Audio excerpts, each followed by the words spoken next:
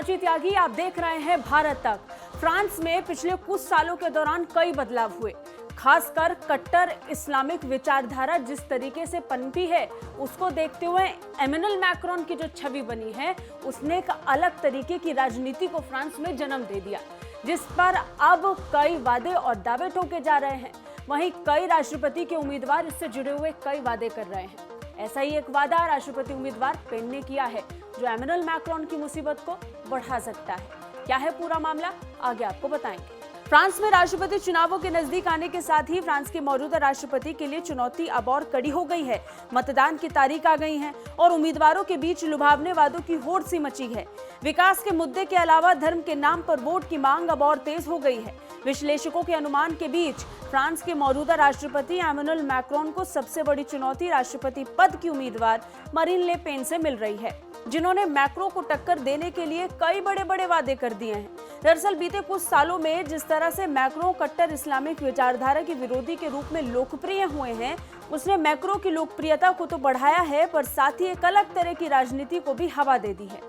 धर्म के नाम पर वोट की मांग तो कई नेता करते हैं, लेकिन वोट की होड़ में जैसा प्रचार हो रहा है उसने पूरे विश्व का ध्यान अपनी तरफ खींच लिया है।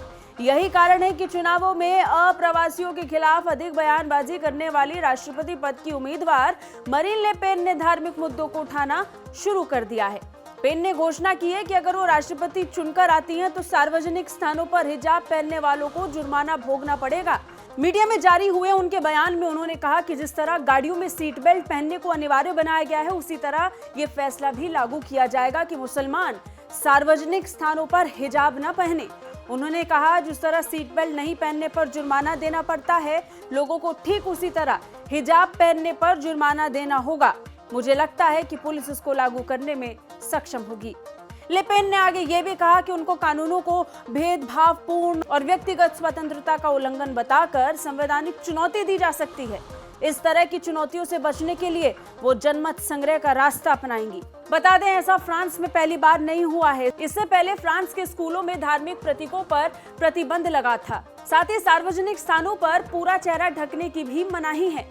ऐसा माना जा रहा था कि राष्ट्रपति पद की दावेदारी में एमेनुएल मैक्रोन की टक्कर का कोई नहीं है, लेकिन पेन ने आक्रामक तरीके से चुनाव प्रचार किया और अब ये कहा जा रहा है कि मैक्रोन को कड़ी टक्कर ये उम्मीदवार दे सकती है। विशेषज्ञों की माने तो ले पेन मतदाताओं के पास जाकर प्रचार कर रही हैं, जो फ्रांस के लोगों के लिए बहुत महत्वपूर्ण होता है। कुल मिलाकर कट्टर इस्लामिक विचारधारा इस बार फ्रांस के चुनावों का मुख्य केंद्र रहा। हालांकि इसके अलावा अन्य कई मुद्दे भी हैं जिन पर खुलकर प्रचार और प्रसार हुआ है। लेकिन अगर इन दो उम्मीदवारों की बात करें, जिसमें खुद मौजूदा राष्ट्रपति एमेनुएल मैक्रोन भी शामिल हैं, इसमें कहा जा रहा है कि फिर एक बार इस्लामिक आतंकवाद का मुद्दा भी उठेगा और कट्टर इस्लामिक विचारधारा को लेकर भी खूब चर्चाएं होंगी। कैसी लगी हमारी रिपोर्ट, कमेंट करके जरूर बताइए। बाकी रक्षा और विदेश मामलों से अपडेट रहने के लिए देखते रहिए भारत तक। जय हिंद।